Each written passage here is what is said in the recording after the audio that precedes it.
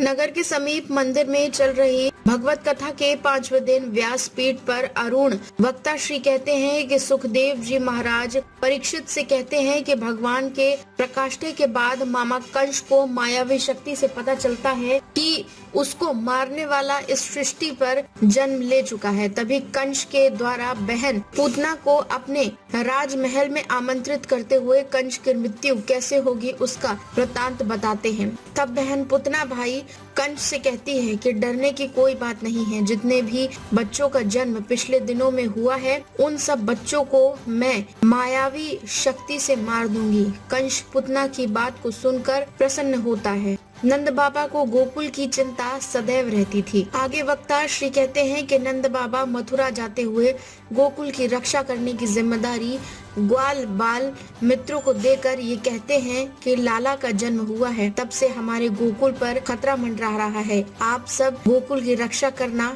मैं शीघ्र ही वासुदेव से मिलकर गोकुल लौटूंगा। नंद बाबा मथुरा आते ही वासुदेव जी से मिलते हुए कहते हैं कि आपने जीवन में बहुत कष्ट झेले हैं, किंतु अब वो सब कुछ दूर होने वाला है। लाला के जन्म से ही पूरे गोकुल में खुशियां छाई गई हैं। पूरे गांव वाले लाला को देखने के लिए घर पर आते हैं, वो उसको दुलार करते हैं। पूतना के मायावी रूप को भगवान ने पहचाना, वो उसका किया नाश।